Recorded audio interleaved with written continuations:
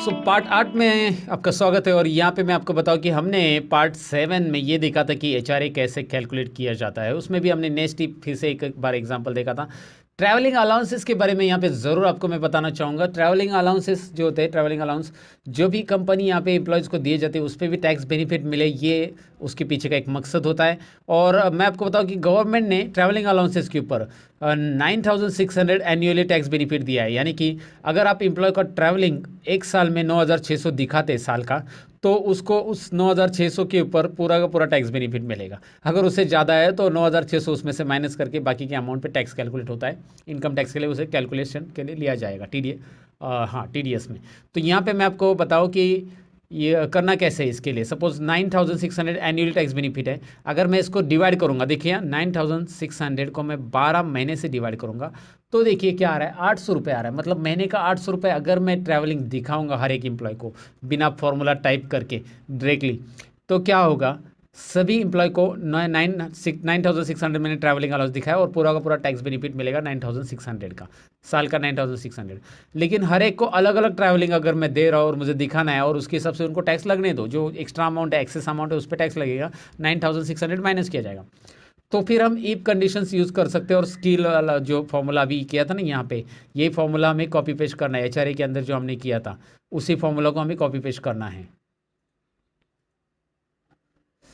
देखिए एचआरए के अंदर जो फॉर्मूला हमने दिया था, यही फॉर्मूला हम कॉपी पेस्ट यहाँ पे कर सकते हैं, क्योंकि सेम फॉर्मूलाज यहाँ पे इसके लिए भी अप्लाई हम कर सकते हैं। बस हमें जो परसेंटेज कॉपी किया हमने यहाँ पे ट्रैवलिंग अलाउंसेस के अंदर पेस्ट किया, और यहाँ पे जो होता है स्किल के लिए, सपोज स्किल पर्सन को कितना परसेंटेज ये है यहाँ पे आप दे सकते हैं। जैसे स्किल परसेंटेज के लिए 20% है, या इतना तो नहीं होगा, ट्रैवलिंग 10% है, इसके लिए सपोज है 8% है, और इसके लिए है 6%।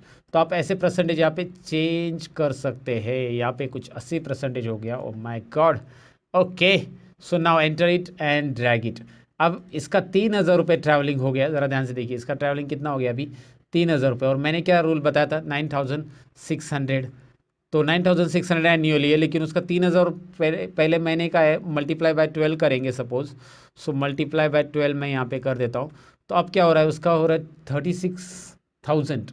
9,600 उसमें से माइनस करके बाकी अमाउंट पे टैक्स के लिए कैलकुलेशन के लिए लिया जाएगा, याद रखिए। ओके, तो ये मुझे बताना था। आप इस तरह से भी कैलकुलेशन कर सकते हैं। सबके लिए सेम ट्रैवलिंग दिया है तो आप एक ही फॉर्मूला डायरेक्ट अप्लाई कर सकते हैं, G2 इंटू 10% वगैरह।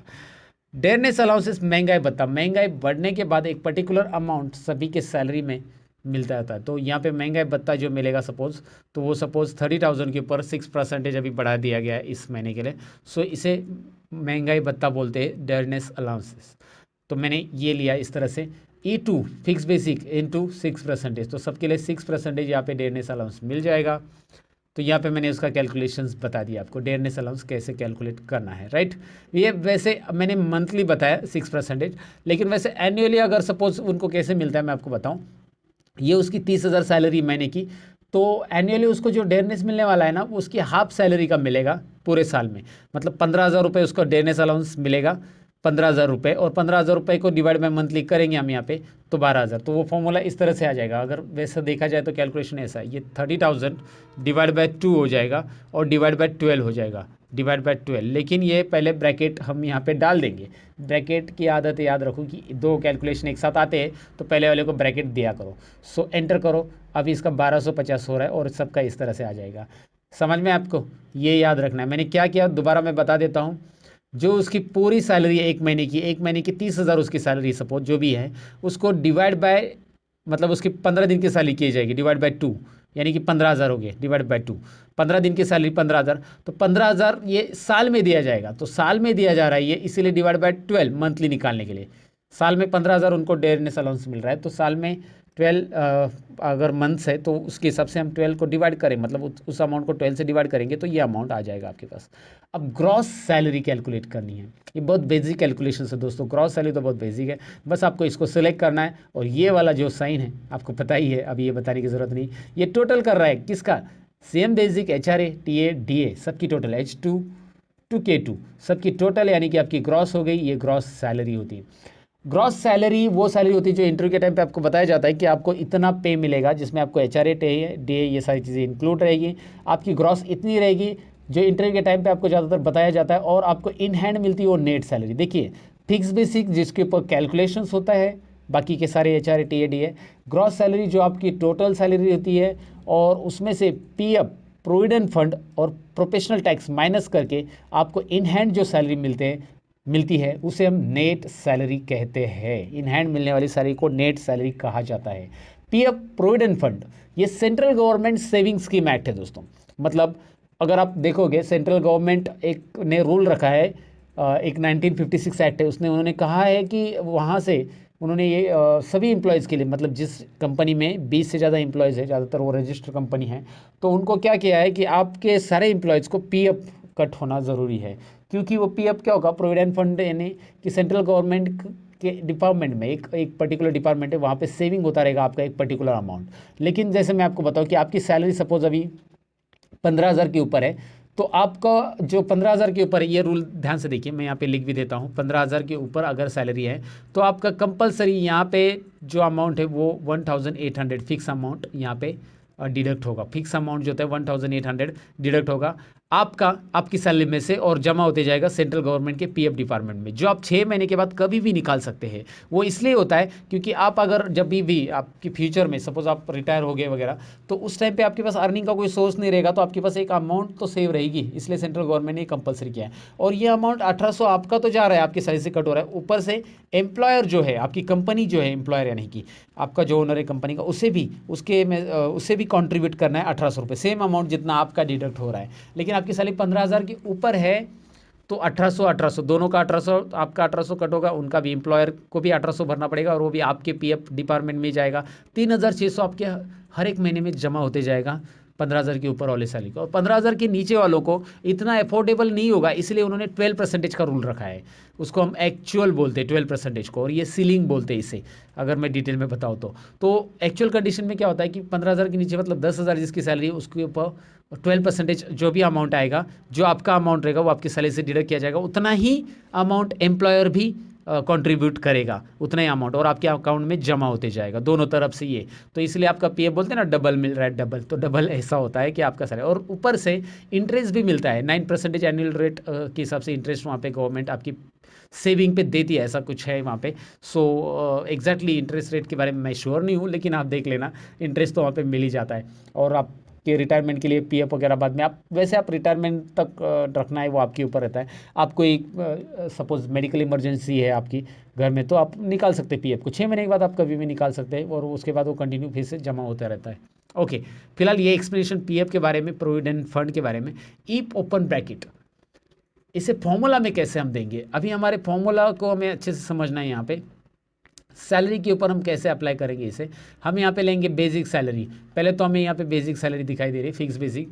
If it is greater than, ध्यान से देखिए, ग्रेटर दैन 15,000 है, greater than, only greater than, not equal to, greater than 15,000।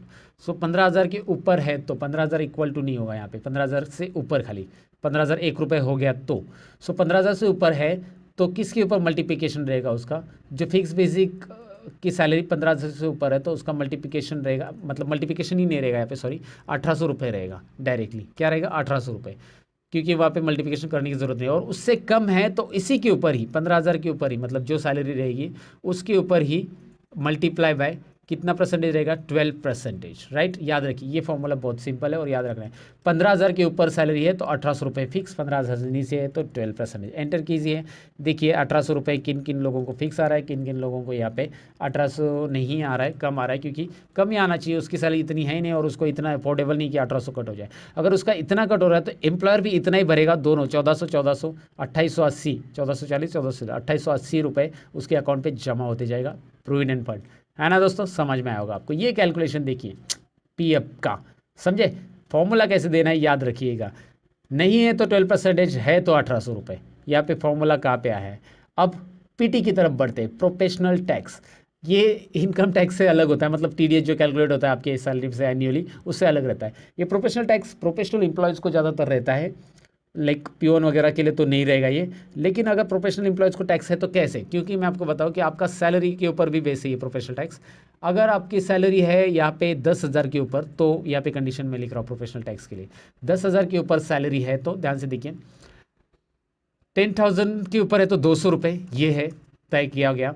और यहाँ पे अगर 7,500 रुपये सैलरी है आपकी, तो यहाँ पे 175 रुपये महीने का टैक्स है, ये मंथली आपको चार्ज होगा, और नहीं तो जीरो टैक्स होगा। 7.5 के नीचे है तो जीरो टैक्स होगा। दूसरी चीज़ यहाँ पे ये एक और यहाँ पे होता है कि अगर हर एक महीने का ये 200 नहीं रहेगा,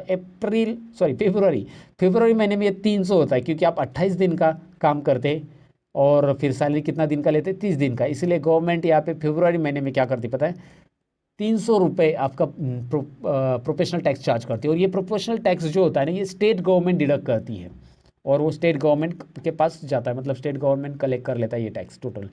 और ये तो आपको समझ में अभी ये रूल क्या है। तो चलिए फॉर्मूला भी दे देते हैं इसके ऊपर। Is equal to if open bracket के बाद लॉजिक टेस्ट क्या है, value true value false. So यहाँ पे प्रोफेशनल टैक्स के लिए हमें कंडीशन ग्रॉस के ऊपर रहती है, याद रखिए, पहले मैं बताना भूल गया था। ग्रॉस के ऊपर अगर ग्रॉस सैलरी 10,000 से ऊपर है तो 10,000 मैंने लिया, ग्रेटर देन का साइन लेना है, इक्वल टू नहीं आता है यहाँ पे। 10,000 के ऊपर बस 10,000 से ऊपर है तो याद रखिए, मैंने अगर इक्वल टू बोला रहेगा पहले तो भूल जाओ इसे, यहाँ पे इक्वल टू नहीं देना है, ग्रेटर देन इक्वल टू नहीं। 10,000 से ऊपर है तो 200 रुपये, 200 रुपये डायरेक्टली दे रहे हैं, कोई फॉर्मूला नहीं है। फिर से ईप आएगा, क्योंकि हमारे पास 3 आंसर है, 2 ईप तो बनते ही है। तो यहाँ पे फिर से ग्रेटर देन आएगा 7,500 रुपये, 7,500, ओके 7,500 रुपये। और यहाँ पे आएगा कितना, 175 rupees. And then last one is comma 0, right. यहाँ पे एंटर कीजिए एंड एंटर करके आंसर देख लीजिए, डबल क्लिक, राइट। सो 200 सबके लिए 200 आ रहा है। अब नेट सैलरी कैसे होगा, इज इक्वल टू हाँ, एक और बात मैं बताना भूल गया। यहाँ पे मैंने बताया कि ये प्रोफेशनल एम्प्लॉयज़ को होता है, लेकिन आप चाहते हैं कि अनस्किल एम्प्लॉयज़ को नहीं देना है ये, तो अनस्किल एम्प्लॉयज़ को नहीं देना है तो इज इक्वल टू करो। यहाँ पे कैसे कंडीशन ऐड करेंगे, आपके सीनियर ने बोला कि यहाँ पे जो अनस्किल आएंगे ना, यहाँ पे देखिए अभी ये आपके लिए एक नया लॉजिक बिल्ड करना है। यहाँ पे अनस्किल के लिए मतलब ये नहीं रहना चाहिए प्रोफेशनल टैक्स, ये स्किल के लिए रहेगा, सेमी स्किल के लिए रहेगा। तो जहाँ पे अनस्किल लिखा है उनको नहीं आना चाहिए, तो बस उन दोनों का फॉर्मूला एडिट नहीं करना है, आपको पूरा फॉर्मूला एडिट करना है, क्योंकि अनस्किल कहाँ पे लिखा है बार बार आपको थोड़ी पता है। तो आपको यहाँ पे पूरे फॉर्मूला के पहले हम क्या करेंगे, ईप लगाएंगे, ईप, और वो जो स्टेटस वाला सेल है उसको सिलेक्ट करेंगे, ये वाला cell D2, right, D2 cell select किया। If D2 is equal to unskilled, direct unskilled लिखो आप, क्योंकि अनस्किल कंडीशन यहाँ पे लिखनी नेस्टिव का काम है। अनस्किल है तो यहाँ पे कॉमा और यहाँ पे 0 टैक्स, डायरेक्ट 0 लिख दो। अनस्किल है तो 0। देखिए फॉर्मूला को मैं थोड़ा सा बड़ा करके दिखाता हूँ आपको और पढ़ता हूँ दोबारा। इफ D2 मतलब जो स्टेटस सेल है, स्टेटस में अगर अनस्किल है तो टैक्स क्या रहेगा, 0, और स्टेटस में अगर अनस्किल नहीं है तो वैल्यू फॉल्स, तो ये फॉर्मूला चलेगा, राइट। है ना लॉजिक यहाँ पे भी नेस्टिव का, तो लगा दिया हमने। ये सब तो आना चाहिए भाई। ये देखिए क्या आ रहा है, इनको 0 आ रहा है क्योंकि ये अनस्किल है, प्रोफेशनल एम्प्लॉयज़ नहीं है, तो टैक्स तो ऑफकोर्स उनको 0 ही रहेगा। तो पहले ही अप्लाई कर दो उनको 0 टैक्स, और बाकी लोगों को क्या टैक्स के रूल है वो अप्लाई कर दो, उसके हिसाब से अप्लाई होंगे।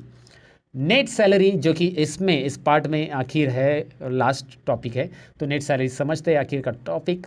Is equal to net salary कैसी होगी, ग्रॉस में से हम माइनस करेंगे इन दोनों को, हमारा पीएफ भी डिडक्ट होगा और हमारा पीटी भी डिडक्ट होगा। ये इस तरह से माइनस माइनस करके भी दे सकते हैं, लेकिन ये समझने के लिए कि ये दोनों हमने माइनस किए तो मैंने दोनों को ब्रैकेट में किया, मतलब 1800 प्लस 200, 2,000 रुपये माइनस हो रहे ग्रॉस में से। ये आपके इन हैंड मिलने वाली सैलरी आपको मिलने वाली। ओके बढ़िया। तो आपको ये तो पता चला सैलरी शीट का कैलकुलेशन कैसे होता है, लेकिन बाकी है दोस्तों इस सैलरी शीट में यहाँ पे प्रेजेंटी, रिकॉर्ड और ओवर टाइम पूल करना, जो कि है पार्ट 9 के अंदर। सो पार्ट 8 आपने देख लिया, thank you very much for watching. मिलते हैं पार्ट 9 के अंदर, बाय बाय।